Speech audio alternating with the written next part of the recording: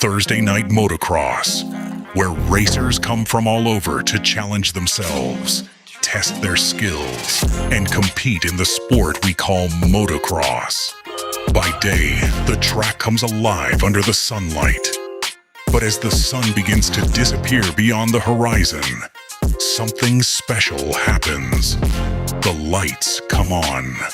Against the evening sky, the glow of the track can be seen in the distance. Engines roar, dirt flies, and riders line up at the gate, ready for another night of racing. Then the track comes alive. Thursday Night Motocross, one of the longest-running nighttime motocross traditions in the country. Under the lights, under the stars, wide open. This is more than racing. This is Thursday Night Motocross.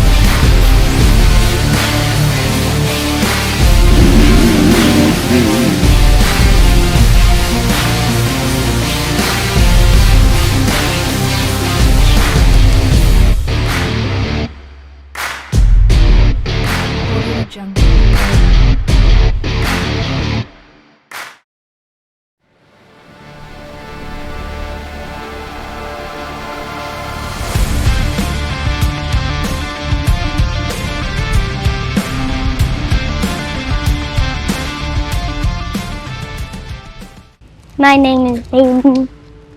And Hayden, how old are you? 6. I've been riding dirt bikes for 3 years. My favorite part is whoop. Is the whoops. And Hayden, how did Loretta's go for you this year? Good. Good. What place did you get? 7th overall and a 2nd place medal. And how did the first moto go? Really good. I was in the lead for a little while, but I got passed though. How did the second moto go? Not that good. Not that good. What happened in the second moto? I was doing pretty good, and then I crashed in the sand section. I kind of like swapped out like this, and then I just went flying. But other than that, and I crashed again. But the second one, I was trying to miss all the bumps all the way inside. But I was missing the bumps, but I still crashed, and then someone was wide open right in my back. What about the third moto? How did the third moto go? Good. Do you know how you started in that moto? I went 17th place to 4th place. Yeah, you did really good. The favorite part about Loretta was the 2nd place. Getting the 2nd place medal. That's pretty And cool. the 7th place overall. In the 7th place overall. Do you have any sponsors that you want to thank? Yeah. Little Smokies Blue Crew and Money Inc., Motorsport Hillsboro, and Fly Racing, Bent Weber, JMR Suspension. My first race was at PIR, Thursday Night Motocross. I want to get better at riding the whoops. The new double and the finish line, how you can like just roll the first one, do this, jump it a little still, and then like you can just like be wide open then and just go like that, so that you don't have to go. Okay, so I'm Ryder Griffith, number 720. I got 2026 CRF 250, and then sometimes I'll race the 85, 2025 KTM 85, and then first thing I do when I get to the track is actually when I'm at home, I'll put gas in my bike, fill it up, make sure it's always washed before I come here. Chains lubed before I leave the house. Air filter changed every race, and then oil change every 5 hours. That's typically like 3 to 4 races here at PIR, because I don't race much other places, but yeah, this is definitely my favorite track. And on your last race, how'd you feel out there? I was in the top 3. I got 3rd, finally made it on the podium in 250 Junior. Only been racing this bike a couple times, but no, I'm feeling really good on it. He doesn't pretty much do Thunder, Razor, and mechanic. So always a new filter, almost always a new plugs, always changing oil every time, never the day of. We do everything, so when we get here, we're much more about getting everybody set up in the community and having us all here ready to roll. So we try to prep everything the day before or early. Yep. My 50 was a little rich today, so didn't do too well in practice. So I had to be done by now. All right, Dad, how do you think he did today? He's saying it's a little off. We haven't cleaned the carb in 6 weeks. We've been lucky, so we're really hoping to be done with that 50. Every dad understands it, but we'll be able to tear through one more time for next month. Yep. I'm Grayson Corder on my number's 989 on a gas 65. And what we do before, like the most important thing, is to wash my bike, change the filter, and yeah, I felt really good. I got a really good start, and I was battling for second. All right, folks, just give you guys a heads up. Unfortunately, Steve Graham is not here. He is doing the tough life out on a cruise. But the key is, if you look down here at the hole shot area, we've got his brand new Fresh Start Recovery Home hole shot flags in place for tonight. Of course, he did already leave the cache, so we are going to have Fresh Start Recovery Home's hole shot running on the line tonight with 2 brand new hole shot flags on display around that start left-hand corner. Thank you, Steve Graham, for what you do. Running in the number 2 spot, Porter Hare is your leader in the open intermediate. Hare on that number 83. Yackel on the 195. And your overall leader is Karate on that BMC Yamaha 318. Here they come. Over to the north side. Yackel pulls the tear off.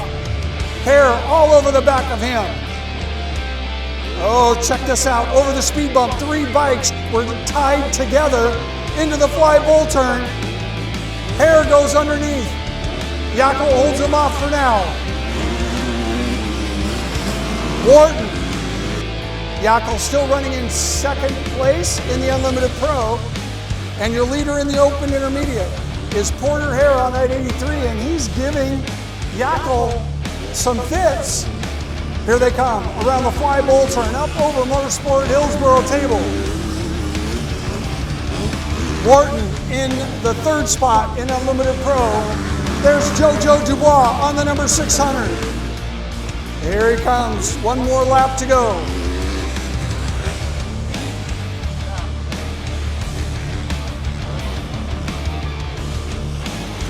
Crotty, counting the plaques on his wall at home, is going to add another one. He's going to have to build another room for his trophy room, as he's got another runaway win on that BMC 318. Here they come. Who's it going to be?